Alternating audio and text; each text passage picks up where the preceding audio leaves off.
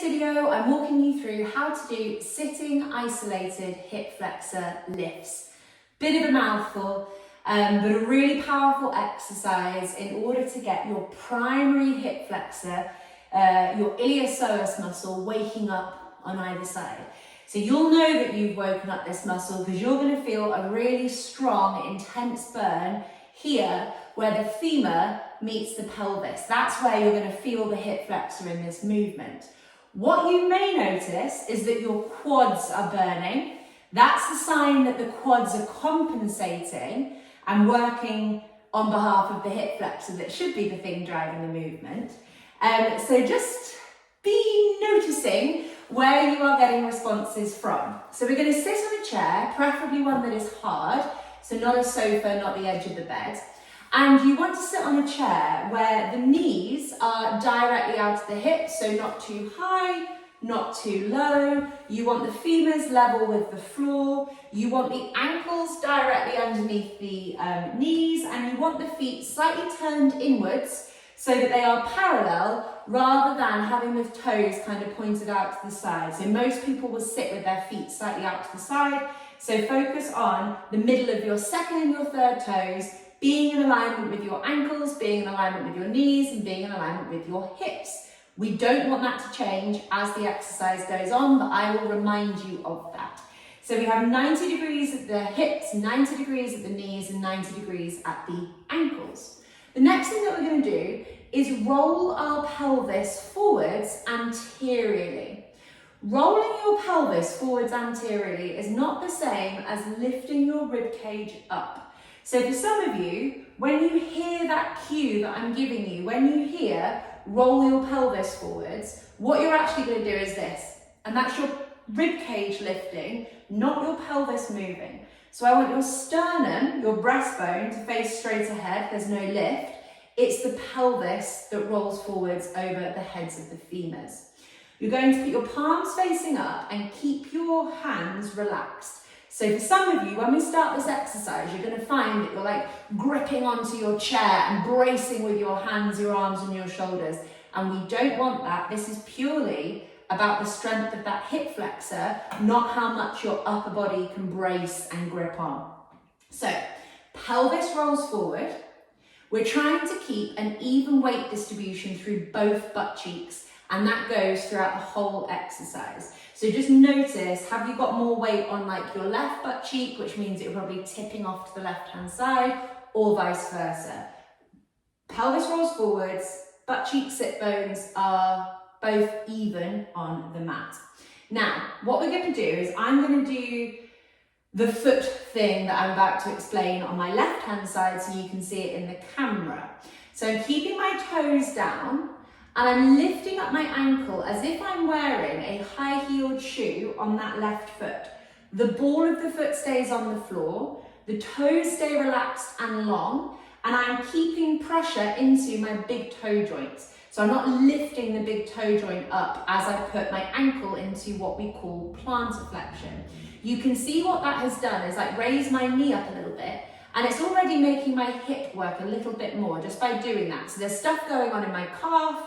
You might get a cramp just from holding that movement. That's great.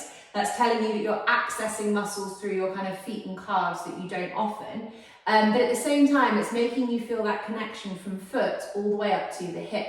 Notice here how I've done that, and my pelvis hasn't rolled backwards, okay? So there's no change in the pelvis as I change my foot and my hip position. Now, with the right-hand side, and this is where the relaxed hands come in, keep that even weight distribution through both butt cheeks. Keep the pelvis tilting forwards. You're going to lift up your right knee by about 2 inches and pop it back down on the floor. So you want the foot to touch the floor fully in between each movement. I'm lifting the knee up as if I'm fishing it out of water, and I'm bringing that knee down. I'm lifting it up, I'm bringing it down. What I am not doing is kicking my right foot forward. So some of you are going to kick that right foot forwards rather than lift the knee up. Some of you are going to lift the knee up but then crumple in the upper body backwards. So that's your kind of abs trying to help you create the movement.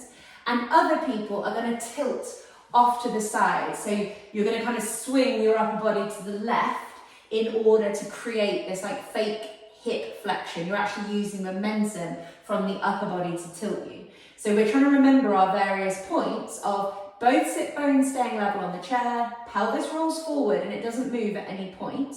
This ankle stays high throughout.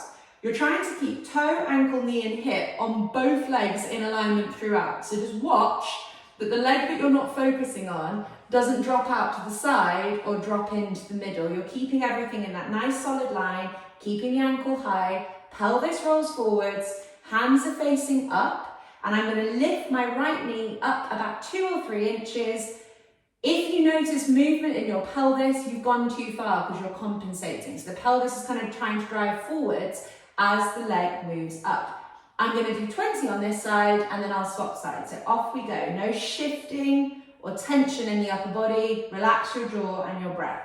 1, 2, 3, 4, 5, 6, 7, 8, 9, 10, 11, 12, 13, my foot's touching the floor in between, 14, I'm keeping that other ankle high, 15, 16, my pelvis isn't moving backwards and forwards and my body isn't offsetting, 18, 19, 20. Good job. Hopefully feeling a really nice solid burn there at the front of the hip, which is that primary hip flexor waking up.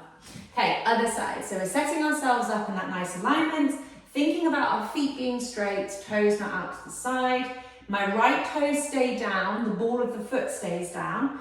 I lift up my right ankle, so I'm putting that work into the calf. Like I said, you might get a cramp. Enjoy that cramp. It's that calf waking up in a new way. We like that. Watching as we lift the ankle, that the knee isn't falling in or the knee isn't falling out. Roll that pelvis forwards, equal weight distribution through both butt cheeks. There's no movement or reaction in the upper body here. It's all about the power of that hip flexor that might take a little bit of time to switch on. It shouldn't be the quad. If it is your quad, you're not doing anything wrong. You haven't got to do anything differently, but you kind of need to keep going until you feel it very distinctly here. You'll know when it's switching on. Roll the pelvis forwards. We're going to do 20 on this side and then I'll finish the video. Off we go.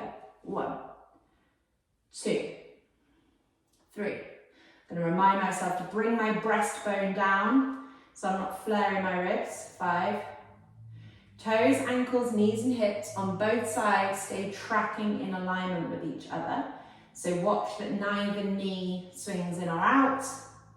Watch that the feet don't lose alignment. The knee fishes out of water and moves up. The foot is not kicking forwards and the pelvis is not rolling backwards and forwards like this. We're probably on about 10, 11, 12, 13. Hands are relaxed, jaw is relaxed. 15, 16, 17, 18, 19, and 20. Good job.